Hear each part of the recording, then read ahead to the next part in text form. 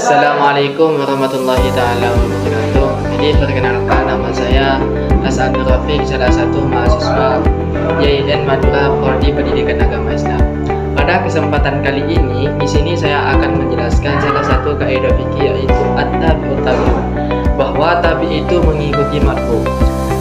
Maksud dari kaidah ini yakni at-tabi'ut tabi'un adalah sesuatu yang dijadikan sebagai tabi atau pengikut bagi sesuatu yang lain, maka ia harus mengikuti hukumnya dan tidak bisa diberi hukum sendiri. Jadi hukum dari tabi yang mengikut itu hukumnya itu ikut pada tabi, yakni yang diikuti. Contohnya dalam kasus hewan yang ada janinnya. Nah, yang mana hewan yang ada janinnya itu disembelih. Lalu bagaimana hukum dari janin yang ada di perutnya? Apakah itu harus disembelih juga? Itu tidak. Mengapa? Karena janin itu ikut pada hewan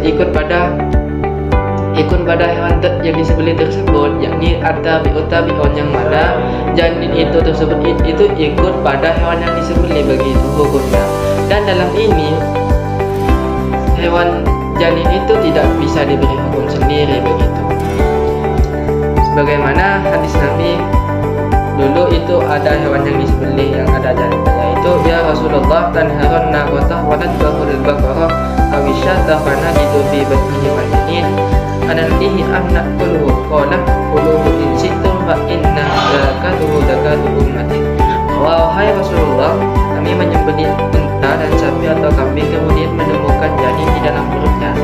Apakah kami harus membuangnya atau boleh memakannya? Kemudian Rasulullah SAW itu menjawab, makanlah janin tersebut bila kalian menghendaki, sebab penyembelihannya itu adalah dengan penyembelihan hidupnya. Jadi sesuatu yang ada di janin tersebut itu hukumnya ikut pada yang hewan disembelih tersebut, begitu. Nah, kaidah yang kedua yang saya akan jelaskan yaitu tasarruful imami ala ra'iyati manutun bil maslahati, bahwa tasarruf penguasa atas rakyatnya itu tergantung pada kemaslahatan. Kaidah ini merupakan kaidah sangat penting yang berkaitan dengan politik syariah dan pengaturan pemerintahan yang menjadi pembatas serta pengendali semua kebijakan seorang imam, dan setiap pihak itu mengatur urusan kaum muslimin. Jadi yang dimaksud dengan imam itu adalah seperti penguasa, seperti khalifah, presiden, dan staf mereka seperti hakim dan selainnya. Maka contoh dalam kaidah ini adalah penguasa itu tidak boleh menegaskan orang fasik untuk menjadi imam salat bagi masyarakat. Mengapa? Karena akan membuat mereka melakukan kemakruhan haram kepada imam yang fasik. Jadi seorang penguasa, contohnya seperti presiden, kepala desa, itu tidak boleh menyuruh orang fasik itu menjadi imam, begitu. Mengapa? Karena akan menjadi makruhnya dalam salat berjamaah. Karena apabila seorang imam itu cirinya itu fasik, maka itu bermakmum pada imam tersebut itu hukumnya makruh, begitu. Adapun kaidah yang terakhir yang saya akan jelaskan yaitu al-hududu tasqutu bisubuhati, bahwa had gugur sebab subhat. Had itu adalah hukuman terukur yang ditentukan syarat bagi orang yang melakukan tindakan kriminal. Sedangkan subhat itu pasti. Nah, dasar dari kaidah ini adalah hadis yang datang dari berbagai jalur periwayatan.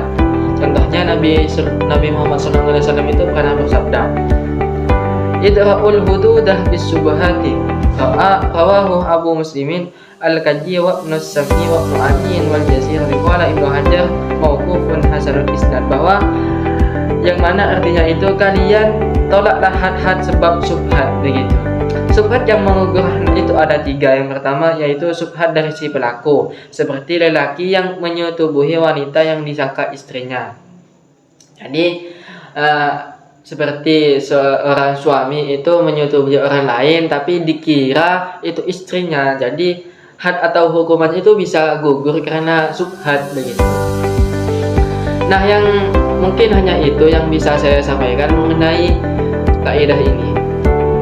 Jika ada kesalahan dari saya, mohon maaf. Wabillahi taufiq wal hidayah. Wassalamualaikum warahmatullahi taala wabarakatuh.